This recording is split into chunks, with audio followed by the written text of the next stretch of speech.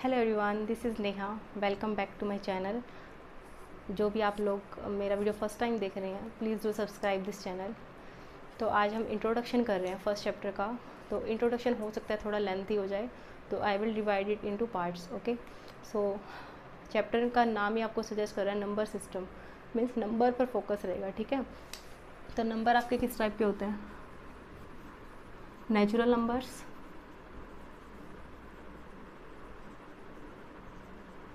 Whole numbers,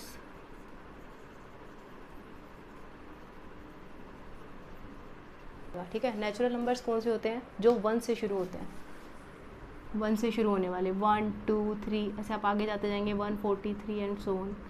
ठीक है, ये सभी आपके क्या होते हैं? Natural numbers. देन आपके पास आते हैं होल नंबर्स। होल नंबर्स में क्या होता है? 0 इंक्लूड हो जाता है। ठीक है, तो 0 1 2 3 एंड सो ऑन। तो आपका नेचुरल और होल नंबर में क्या डिफरेंस हुआ? होल नंबर में आपके पास 0 भी ऐड हो जाता है। ठीक है, और नेचुरल नंबर आपके 1 से शुरू होते हैं। इसके बाद आपके पास आता है इंटीजर्स। इंटीजर्स क्या होते हैं आपके पास? जैसे ये नंबर लाइन होती है ना, तो 0 1 2 3, और इधर आपके पास होता है -1 -2 -3 एंड सो ऑन। ठीक है, ये आपके पास क्या आते हैं? इंटीजर्स। तो इंटीजर्स में आप ध्यान देना, इंटीजर्स में आपके पास नेगेटिव भी होते हैं, पॉजिटिव भी होते हैं और 0 भी इंक्लूडेड होता है। ठीक है, तो नेचुरल नंबर्स जितने भी होंगे वो सभी इंटीजर्स होंगे, है ना, कि नेचुरल नंबर 1 से शुरू होने वाले होते हैं और इंटीजर्स में ये नंबर्स तो आते ही हैं। सिमिलरली होल नंबर्स भी सभी के सभी इंटीजर्स होंगे। ओके, सो इसके बाद आपके पास आते हैं रैशनल नंबर्स। ठीक है, ये ध्यान से देखना, रैशनल नंबर्स।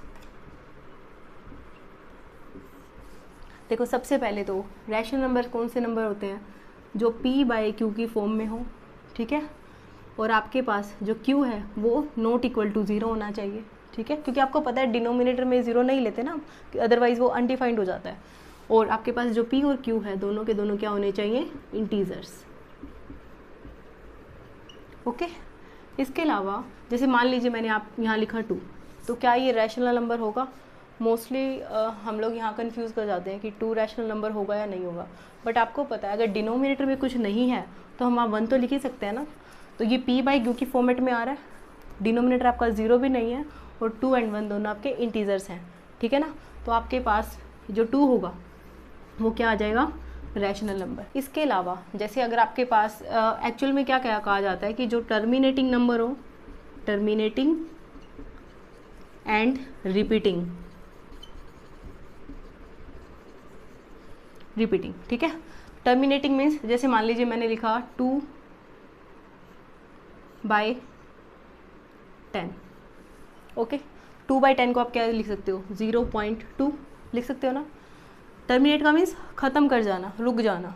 तो ये नंबर रुक गया ना, आगे कहीं नहीं जा रहा, 0.2। तो ये आपका क्या कहलाएगा? Rational number. या फिर रिपीटिंग, रिपीटिंग मीन्स अगर आपके पास कोई नंबर इस टाइप का हो जाता है, जैसे कि 0.232323 एंड सो ऑन। ठीक है, तो आप इस नंबर को कैसे लिख सकते हो? 0.23 का बार लगा सकते हो। तो आपने जो रिपीटिंग नंबर था उसको टर्मिनेट कर दिया ना।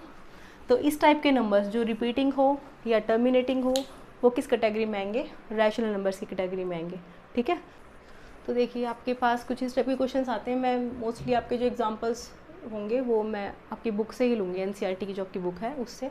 तो आपके पास क्या क्वेश्चन है कि आपको 1 और 2 के बीच में रैशनल नंबर्स फाइंड आउट करने हैं। ठीक है, अब देखो आप 1 को क्या लिख सकते हो? 1/1, है ना, और 2 को क्या लिख सकते हो? 2/1। ठीक है, तो 1 और 2 ये आपके पास 2 रैशनल नंबर है ना। तो एक्चुअल में क्वेश्चन क्या हुआ आपके पास कि आपको 2 रैशनल नंबर्स के बीच में रैशनल नंबर्स फाइंड आउट करने हैं। तो वो अपने आप पूछ भी सकता है कि 5 रैशनल नंबर्स निकालिए या 6 निकालिए। ठीक है, तो उस हिसाब से आपको करना है। तो हमारे पास अभी क्वेश्चन क्या है कि आपको 1 और 2 रैशनल नंबर्स के बीच में आपको कुछ रैशनल नंबर्स फाइंड आउट करने हैं। तो आप कैसे करोगे? देखो हमें क्या करना है, सबसे पहले डिनोमिनेटर को ना सेम बनाना है। अब आपको यहाँ तो डिनोमिनेटर सेम ही है ना, बट ये छोटा डिनोमिनेटर है ना, आपको थोड़ा बड़ा बनाना पड़ेगा, क्योंकि ऐसे तो 1 और 2 के बीच में आप रैशनल नंबर फाइंड आउट नहीं कर पाओगे। ठीक है ना, क्योंकि बीच में पॉइंट्स में आएंगे, आपको p/q की फॉर्मेट में चाहिए। तो आप क्या करोगे, डिनोमिनेटर को सेम बनाने के लिए आप किसी भी नंबर से मल्टीप्लाई और डिवाइड कर देना, ठीक है। जैसे मान लीजिए यहाँ 1 है तो 1 को आप 10 से ही तो मल्टीप्लाई कर दीजिए और 10 से ही डिवाइड कर दीजिए। ऐसा हम कर सकते हैं ना, क्योंकि आप 10 से 10 को कट करोगे तो वापस वही आ रहा है हमारे पास, ठीक है। सिमिलरली ये है हमारे पास 2/1, ठीक है। इसको भी 10 से मल्टीप्लाई और 10 से डिवाइड कर दीजिए, ठीक है। तो आपके पास ये नंबर जो होगा वो किस टाइप का बन जाएगा, 10/10, और दूसरा नंबर क्या बनेगा आपके पास 20/10, ठीक है। अब इस नंबर और इस नंबर, इन दोनों नंबर्स के बीच में आप काफ़ी सारे रैशनल नंबर्स को फाइंड आउट कर सकते हो, जैसे कि 11/10, 12/10, 13/10 अप टू 19/10, ओके। तो ये आपके जो होंगे रैशनल नंबर्स आ जाएंगे between two rational numbers 1 and 2। So next आपके पास इरेशनल नंबर्स। अब इरेशनल नंबर्स कौन से नंबर होंगे, वो नंबर्स जिनको आप p/q की फॉर्म में ना लिख पाओ, और वही q is not equal to 0 where p and q are integers, okay. इसके अलावा वो numbers should not be a complete root. इसका मतलब क्या है, number should not be complete root means, जैसे मैंने बोला आपके पास √4 है, ठीक है। इरेशनल नंबर बेसिकली हम क्या बोलते हैं, जो रूट की फॉर्म में आए, ठीक है। लेकिन √4 भी तो रूट की फॉर्म में है, तो क्या ये इरेशनल नंबर होगा, ये नहीं होगा। क्यों, क्योंकि हमें क्या बोला कि should not be a complete root, इसका तो कंप्लीट रूट है ना, ठीक है, ये तो कंप्लीट रूट है। वो नंबर्स जिसका कंप्लीट रूट ना हो, जैसे आपके पास √3 है, √5, √7, ठीक है। तो जितने भी आपके पास इस टाइप के नंबर्स हैं जो कंप्लीट रूट जिनका ना हो, वो नंबर सारे के सारे आपके पास क्या कहलाएंगे, इरेशनल नंबर्स। इसके अलावा उस टाइप के नंबर्स, जैसे मान लीजिए मैंने लिखा 1 2 3 4 5 2 3 6, ऐसे नंबर चलता जा रहा है, ठीक है। तो हमें रैशनल नंबर्स की डेफिनेशन में क्या था, या तो नंबर रिपीट कर जाए या टर्मिनेट हो जाए, तो वो नंबर्स हमारे रैशनल नंबर्स कहलाते हैं, है ना।